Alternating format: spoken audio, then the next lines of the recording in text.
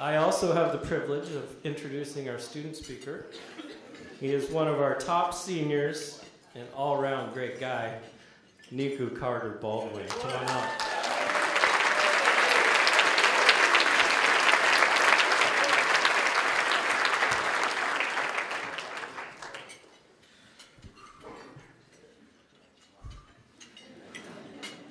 Good morning.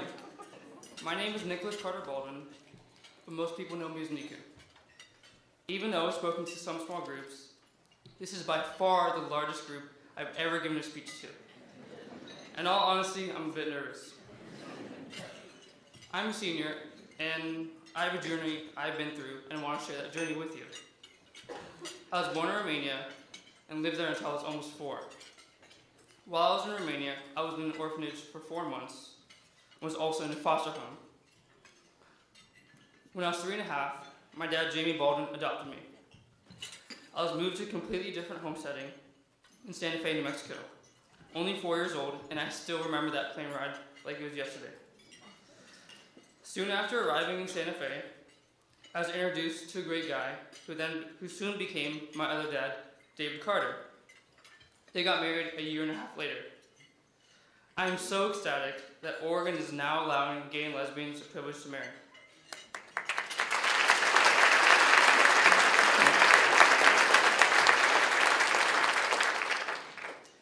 In the summer of 2008, my parents decided we needed to move to another state, Oregon, because of the teenage atmosphere in Santa Fe. Now I want to flash back to 5th grade.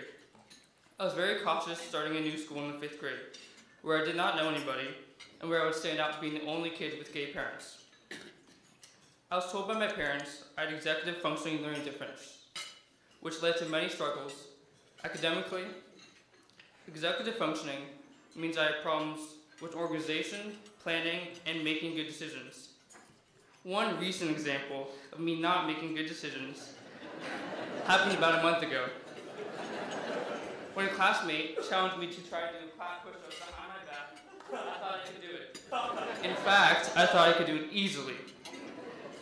Obviously, I did not think this through. As you can guess, this impulsive act left me with a reminder of my executive functioning, a scar under my chin. Good reason to have a beard. Live and learn.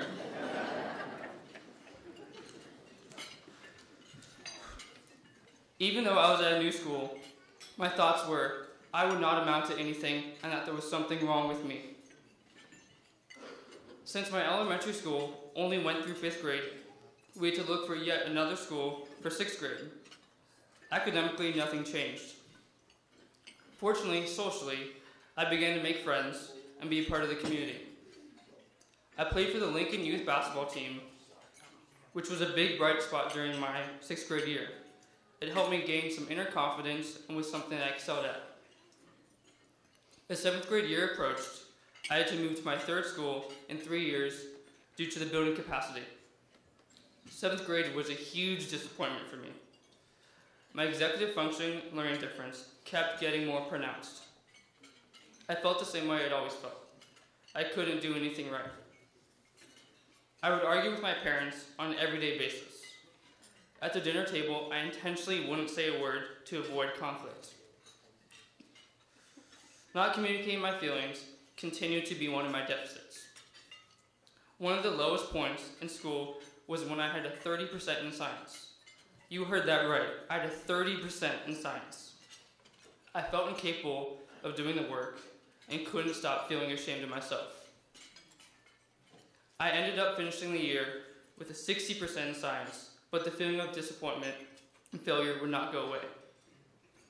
Fortunately, 8th grade year was a bit better than 7th. However, it only improved socially. Academically, not much improved, and my relationship with my parents was still pretty poor due to my lack of self-esteem. During my 8th grade year, my parents began looking for a high school for me to go to that catered to my learning difference, would help me work through it. I remember the exact moment when my dad told me they'd researched various options for high school. They found Edison High School, a school with students with learning differences, students like me. When I shadowed at Edison in the spring, I felt relieved. We had a school with students just like me and equally important, teachers that understood me. I wanted to start the next day, but had to wait to see if I got accepted. Fortunately, I got in. My first day of school, I was nervous like everyone else.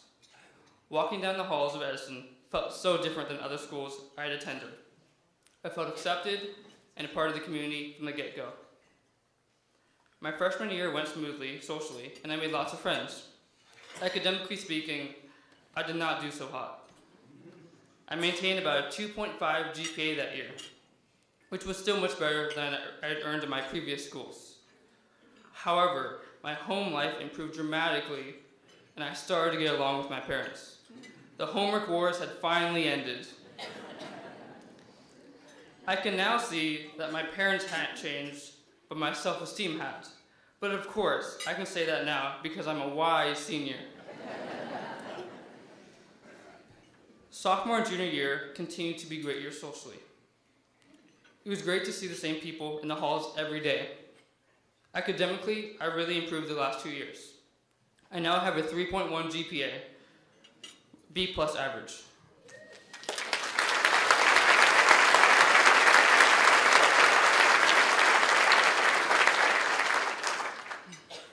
After middle school, I never would have thought that would be possible.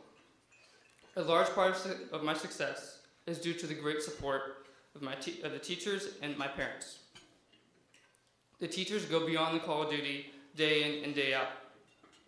They help me change from a lazy, a word Mr. McGuire hates, into a highly motivated student.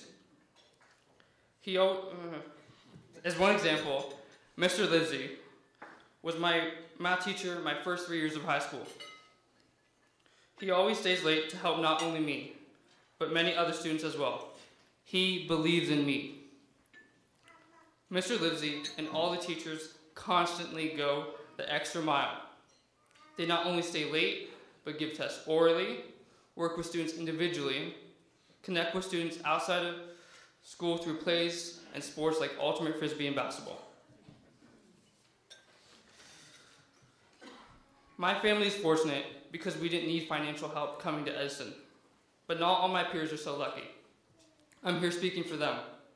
With your support, the Edison community gives over 25% of our students financial aid. Of course, I don't know which ones of them receive financial aid, but I do know every single student here makes it a richer community for all of us. And yes, I specifically use the word richer on purpose. Because of all of our diverse backgrounds, we all win. With your support, you allow us to invite all students to be part of this great school. There are two people I want to give a special shout out to, my parents. They have always believed in me, even when I didn't believe in myself. They've helped me gain a sense of maturity I need to go through school and life.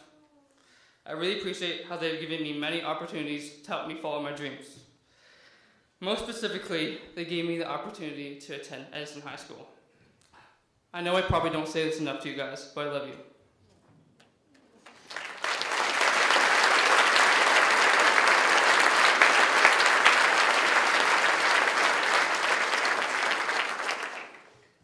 Edison has changed my life, and I would not be where I am today without Edison.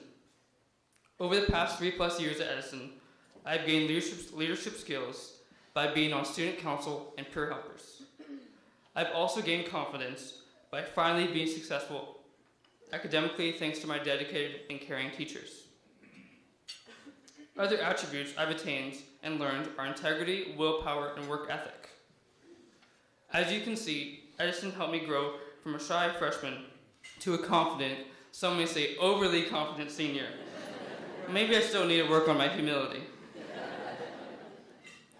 With the confidence I've developed at Edison, I now have the courage to try out for the Jesuit varsity basketball team this year.